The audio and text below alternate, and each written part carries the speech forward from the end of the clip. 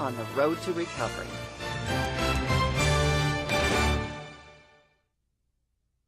Shoulder pain is one of the most common patient complaints, and it's usually a result of a breakdown or injury to one or more components in your shoulder that make up a structure known as the rotator cuff.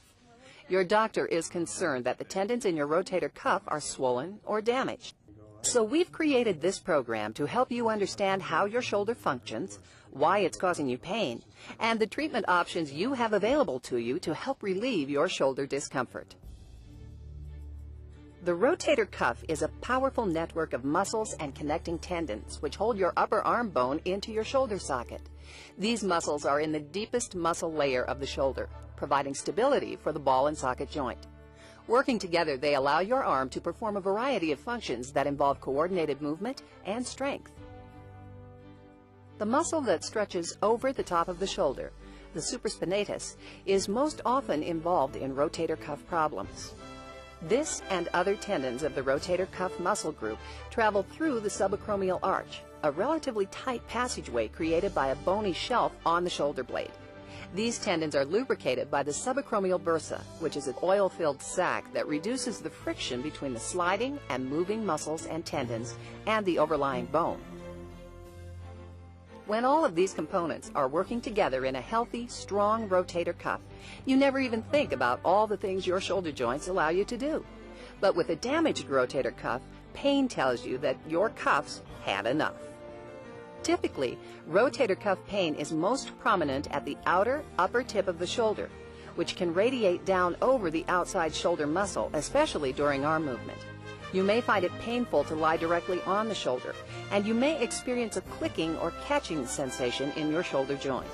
Since there are many possible causes for your shoulder discomfort, your doctor will take a history of your shoulder problem to correctly evaluate the extent of the damage to your shoulder.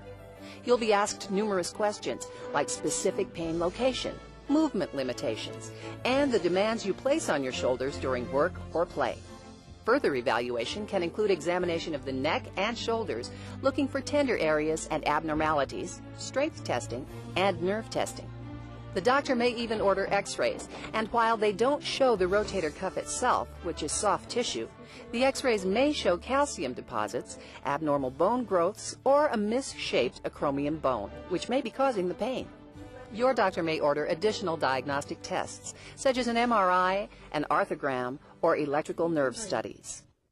There are several common and overlapping types of rotator injury: overuse tendinitis, impingement syndrome, calcific tendinitis, and rotator cuff tear.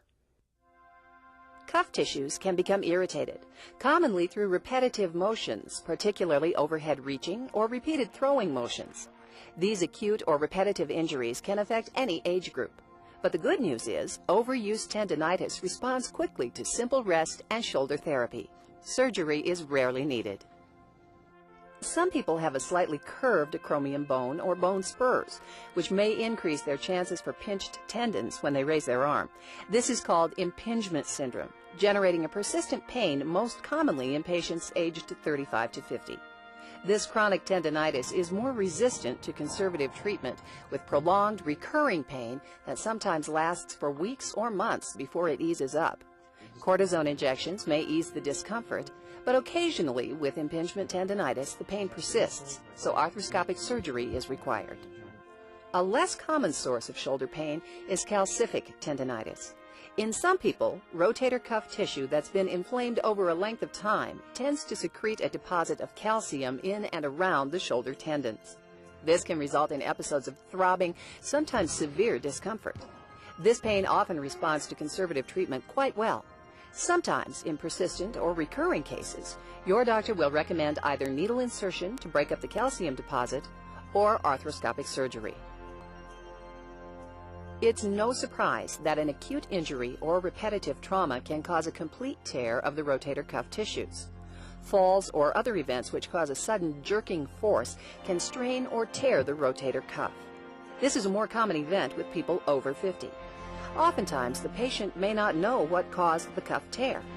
They just feel steadily increasing shoulder pain and a loss of strength. With a rotator cuff tear, surgical intervention will probably be the best road to recovery.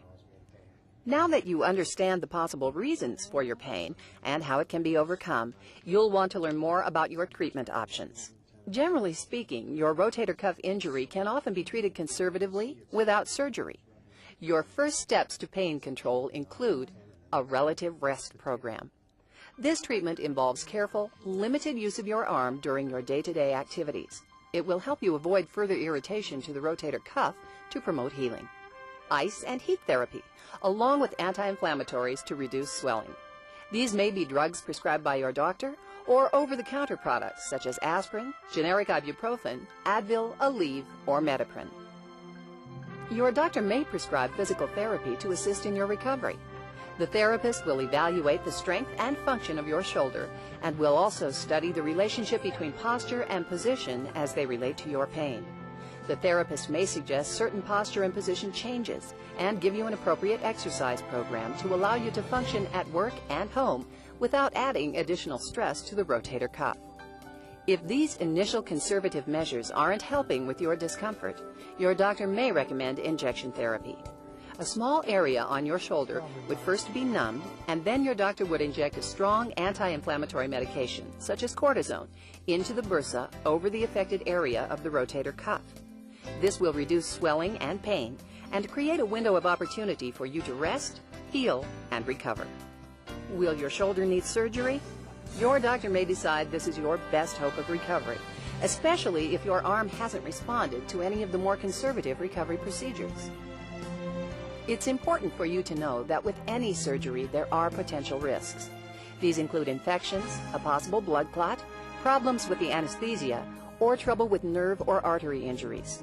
There's only a 1% chance of encountering one of these problems, and your surgery team works hard to eliminate even that 1% chance. The type of surgery depends on the type and severity of your injury. If you're experiencing impingement syndrome from a hooked or curved acromion bone, the procedure called arthroscopic acromioplasty is very successful in reducing or eliminating your shoulder pain. Arthroscopy is a procedure that uses an arthroscope, a thin, pipe-like instrument that allows the surgeon to see inside your shoulder and make repairs through 2 or 3 quarter-inch incisions.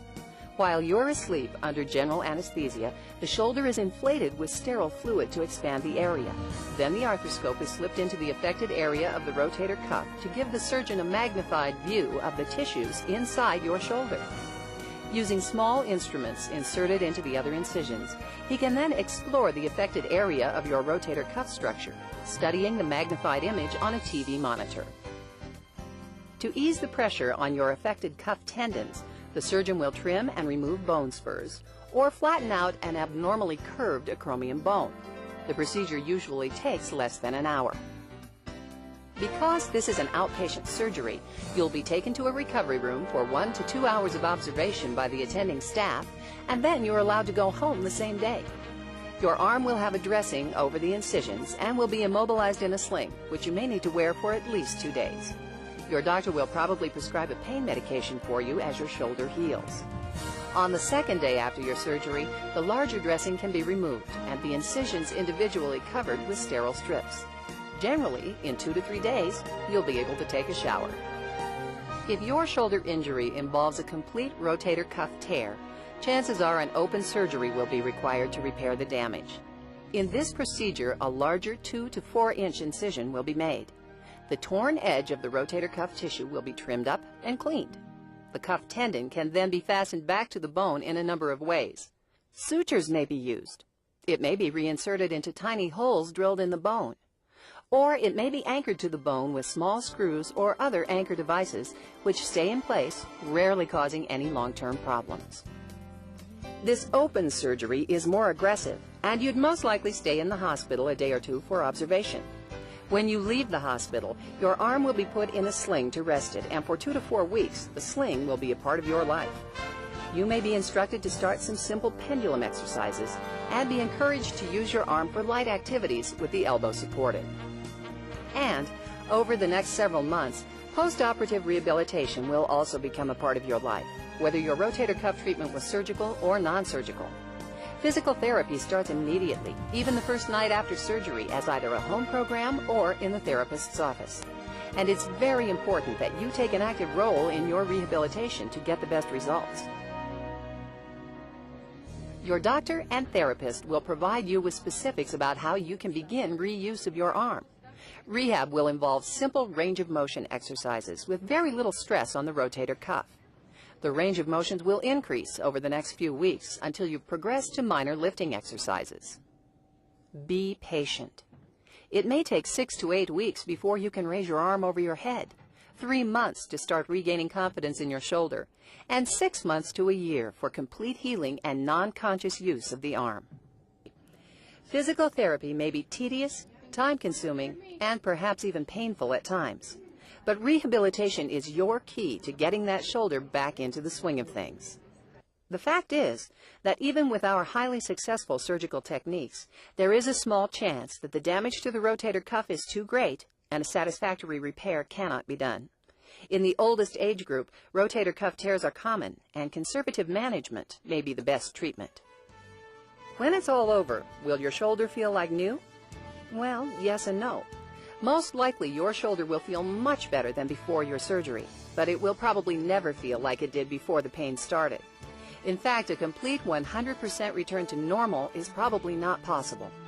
The inner structure of your shoulder mechanism has been permanently changed, and you'll sense a different movement range or sensations in the ball and socket area. But like getting new glasses, most patients are able to adjust and do well. The long-term typical results after a shoulder injury are encouraging. With conservative management and no surgery, 9 out of 10 patients will feel some improvement.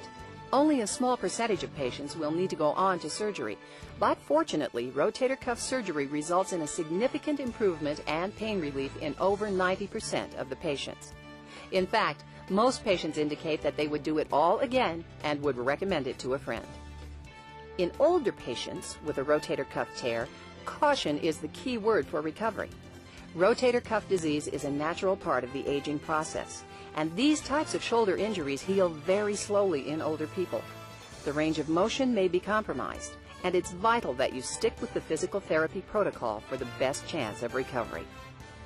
After your shoulder has completely healed, you'll learn that rotator cuff maintenance and injury prevention become all important. You'll learn to avoid repetitive use. Rotator cuff strengthening, lifting techniques, and proper body mechanics will help limit your chance for re-injury. Because after all the discomfort, the surgery, and the months of rehabilitation, your shoulder's well-being still boils down to the responsible actions of one person, you. Your good health habits and proper physical activities will help you on the road to recovery.